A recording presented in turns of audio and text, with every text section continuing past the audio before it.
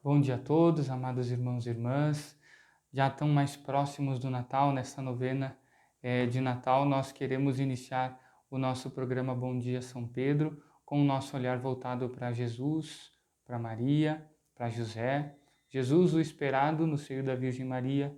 José, aquele que se confronta com os planos de Deus e precisa, na sua liberdade aqui, acolhê-los com alegria, enfim, acolher os planos de Deus para que também possa colaborar naquilo que o Senhor dele espera.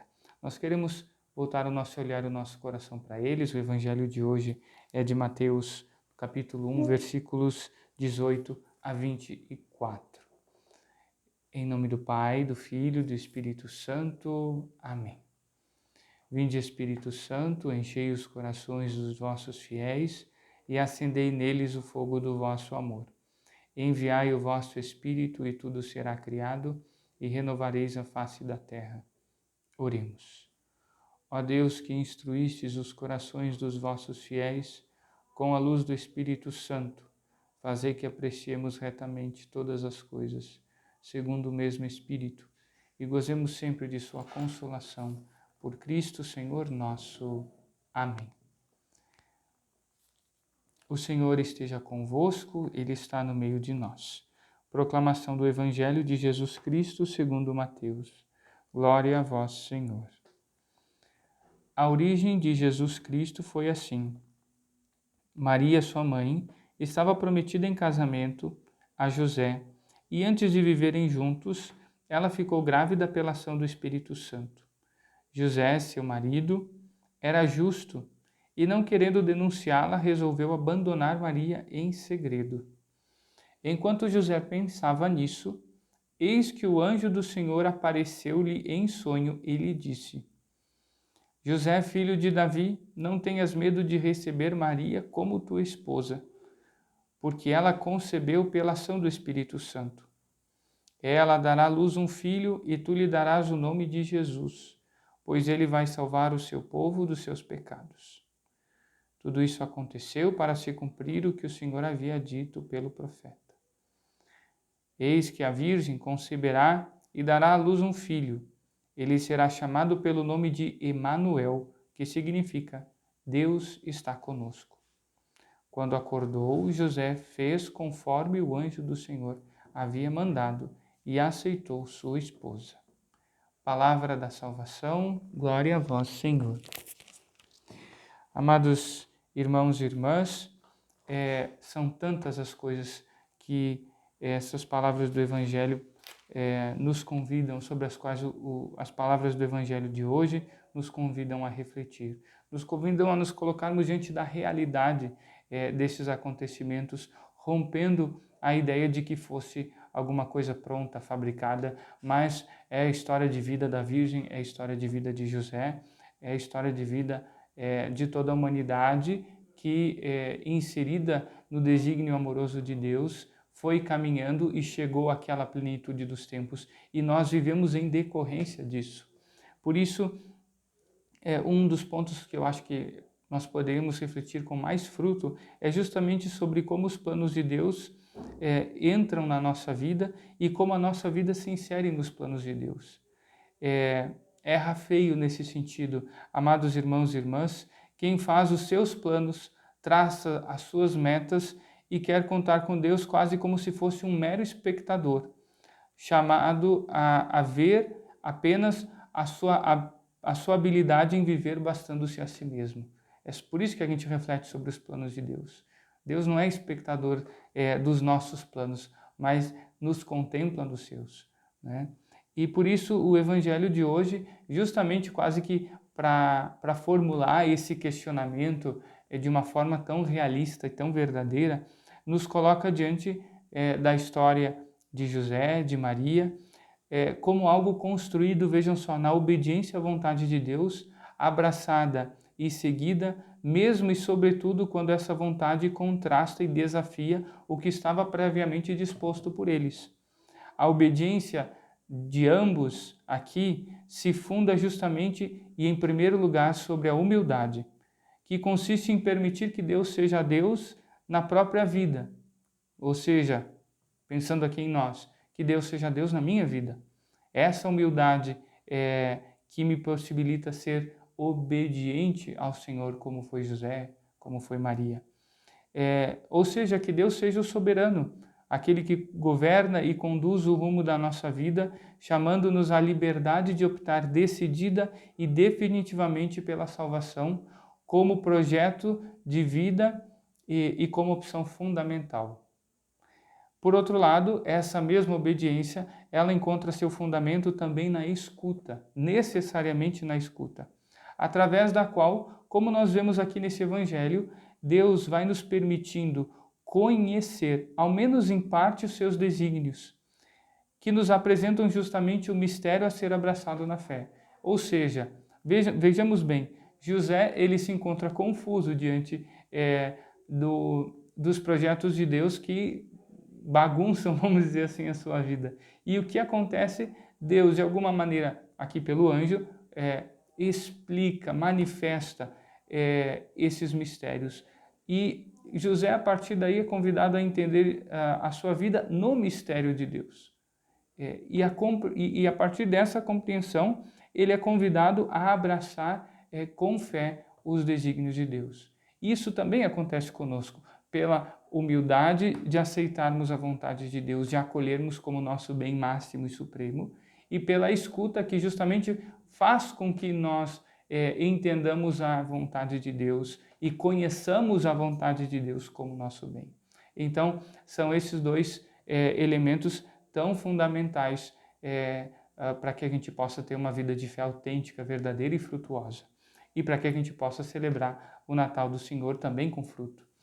E nesse contexto, a liturgia de hoje como um todo, se olharmos então também a primeira leitura, vai nos convidando a entender a esperança pela vinda do Senhor como algo que precisa ser constantemente atualizado e ampliado.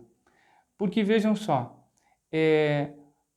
a gente precisa adquirir, enriquecer e realizar sempre mais essa expectativa a partir de pontos de referência cada vez mais concretos e significativos e cada vez mais próximos daquilo que é a nossa vida.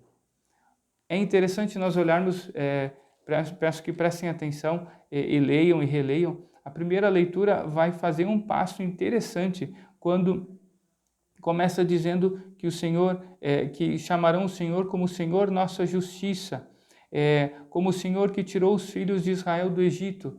E depois vai dizer, não mais pela vida do Senhor, depois vai dizer que vão chamar o Senhor da seguinte forma: pela vida do Senhor que tirou e reconduziu os descendentes de Israel desde o país do norte e de todos os outros países para onde os expulsara.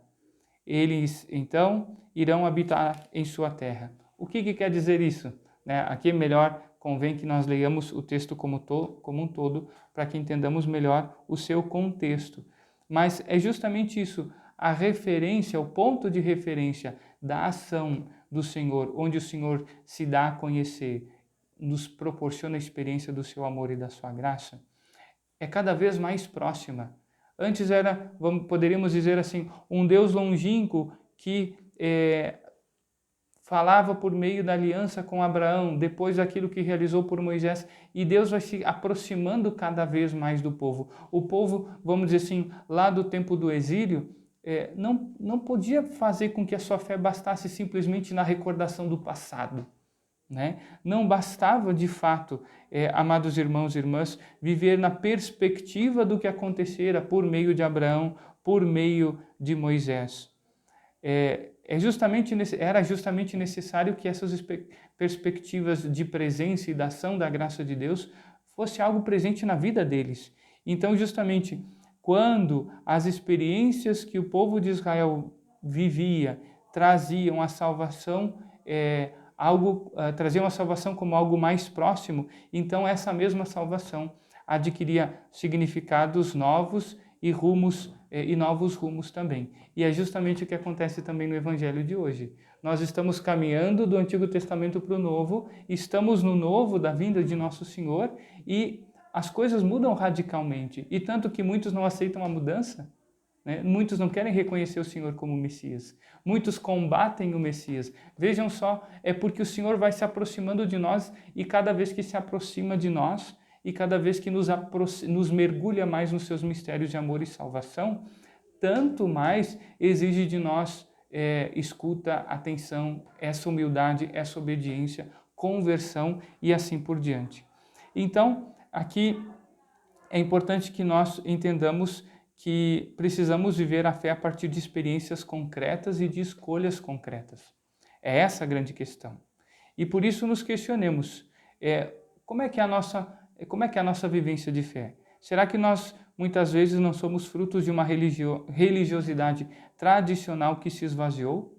Ou ainda de uma crendice impessoal, ou seja, não é em relação a uma pessoa? Sincretista, acreditamos em Nosso Senhor, mas acreditamos em horóscopo, acreditamos em reencarnação, acreditamos em outras coisas, e supersticiosa. Ou seja, queremos algumas coisas que aconteçam quase que magicamente. Então, é importante que nós nos questionemos nesse sentido, para que a nossa experiência de amor e de fé para com o nosso Senhor seja realmente algo profundo, né? E por isso é importante que nos questionemos quem é Deus para nós, aquele com quem nós nos relacionamos, e que tipo de relacionamento nós temos com Ele, né? Ele não é uma força que rege o mundo contra a nossa vontade para aquilo que não nos faz bem. E não é o espectador desinteressado, poderíamos dizer assim, de nossas trapalhadas na vida. Como também não se contenta em que o busquemos apenas esporadicamente para pedirmos socorro em meio às nossas dificuldades. Quando então, apenas às vezes, nos lembraríamos dele. Muito pelo contrário, ele quer ser buscado sempre, quer ser amado sempre, quer ser escutado sempre, porque nisso está a nossa alegria, a nossa salvação. Ou pior ainda, pensem, amados irmãos e irmãs, quantos por aí afora colocam no Senhor a culpa de algo que deu errado. Que relacionamento é esse, né, com Deus? Que amor pode haver num relacionamento nutrido por esse tipo de perspectiva, de entendimento e de sentimentos? O nosso trato com o Senhor, ele precisa ter como impulso e ponto de partida a consideração da sua infinita majestade e do seu incansável amor para conosco, conhecido e experimentado pessoalmente, correspondido no nosso esforço e luta diária por sermos fiéis. Peçamos ao Senhor essa graça. Peçamos ao Senhor que nos ajude a, com esse esforço, vivenciarmos uma justa e digna preparação para a vinda de nosso Senhor. Que Nossa Senhora e São José encontrem a humildade do nosso estábulo, que muitas vezes que é aquilo que deve ser o nosso coração, ou seja, o lugar pronto esperando para o Senhor. Pode não ser um palácio, né, porque somos fracos, porque somos pequenos, mas mais do que, vamos dizer assim, pompas, o Senhor quer encontrar no nosso coração amor, acolhimento. E é isso que nós queremos oferecer ao Senhor. Por isso que lutamos, por isso que escutamos a palavra do Senhor e queremos que ela forje a nossa vida. Pois bem, queremos, como de costume, nos alegrar com a vida dos nossos irmãos que celebram o seu aniversário, que celebram o aniversário também de casamento, colocá-los todos nas mãos de nosso Senhor, como também colocar toda a nossa caminhada para a celebração do Natal do Senhor e a esperança de sua vinda, que Ele sempre possa nos encontrar prontos e bem dispostos. Rezemos colocando-os todos nas mãos da Virgem Maria. Ave Maria, cheia de graça, o Senhor é convosco. Bendita sois vós entre as mulheres, e bendito é o fruto do vosso ventre, Jesus. Santa Maria, Mãe de Deus, rogai por nós, pecadores, agora e na hora de nossa morte. Amém. O Senhor esteja convosco, Ele está no meio de nós. Que desça sobre cada um de vós, de modo especial os aniversariantes, que celebram o dom de sua vida, ou o dom da família pelo matrimônio, e desça também sobre nossos lares, nossas atividades, nossa vida como um todo neste dia. A bênção de Deus Todo-Poderoso, pela intercessão da Virgem Maria, nossa Mãe, e de São Pedro, nosso padroeiro. Pai, Filho e Espírito Santo. Amém. A todos um dia abençoado. Fiquem com Deus.